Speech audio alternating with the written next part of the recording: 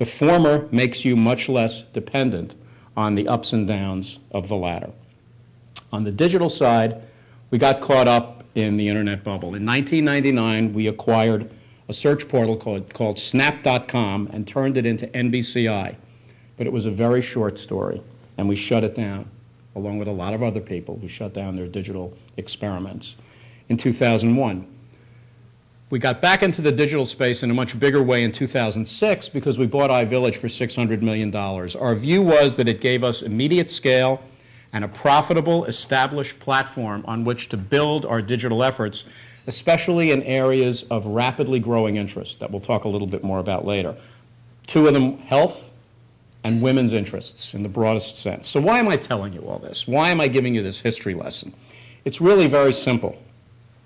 The changes in the media landscape have mandated that we change as well.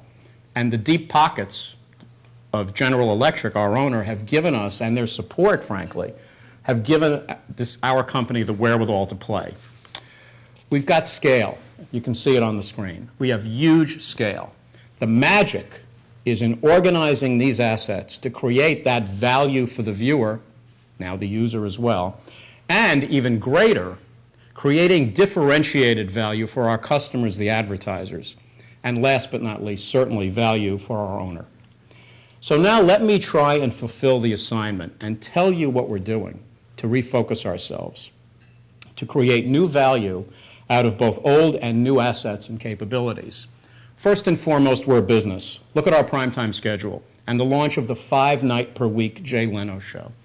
Now, Jay's off to a strong start, but beyond that, his new franchise makes so much sense as a business proposition. There's been so much press about programming for profit rather than ratings. And we're in the business of making money. On the sales marketing side of the business, we've expanded beyond our purely transactional ad sales capability to create platforms around specific themes. We call them verticals, and we now have 3 of them. The first one was an extension of General Electric's Eco-Imagination initiative. I assume you've all seen those commercials on television over the last few years. We call ours Green is Universal. And to date, it has consisted of a twice-yearly, 1-week programming effort during which we weave green themes into all of our programming platforms, from network and cable entertainment to news, and make a special effort to get advertisers who have green-themed messaging to take part. It's been very successful in terms of revenue, and from a research point of view, it's generated increased brand awareness for the participating customers. Last fall, we launched our second theme around our female-skewing properties such as Bravo, Oxygen, Online, iVillage, and The Today Show. This one is a little more conceptual. It doesn't involve programming stunts per se. It's built on creating solutions for our customers based on insight into the consumer behavior of women, who are responsible for about 85% of all purchases of most things, particularly finance, healthcare. The woman is the CEO of the household, and most of the consumption decisions go through the woman. And that one's called Women at NBCU. Now, on the creative side, we've established a content innovation unit on the West Coast that listens to customer strategy and creates high-quality content for our customers. In some ways, and I know there's an agency sponsor of this, but we've actually taken on some of the functions of the ad agency in a way that gives the customer unprecedented access to our brands. I'll give you an example. I'll show you an example. Last year, for the premiere of 30 Rock, this team created a special commercial for Honda that put cast member Judah Friedlander inside a Honda Fit and promoted the launch of 30 Rock's new season at the same time. Take a look.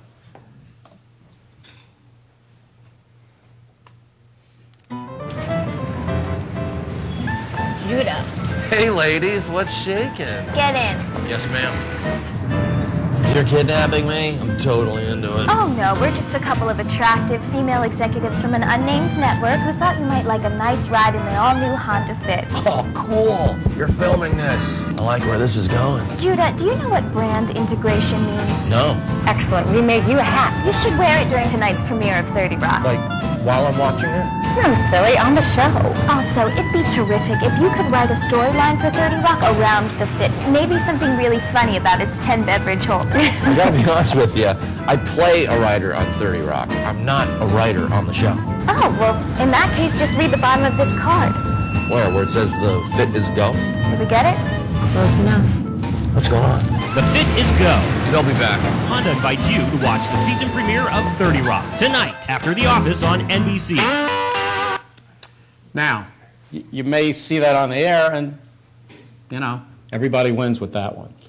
And that's one of the first ones. I've got a couple more to show you. So Erin Dyer, who invited me here, is from the Cleveland Clinic. So what I'd like to do, well, I'll come to health in a second. I have one more I want to show you. Last spring during tax prep season, we created a series of commercials for, I got out of order, for TurboTax that actually brought the sensibility of our content into the commercial. So take a look at this and you'll see what I mean. Sorry for that.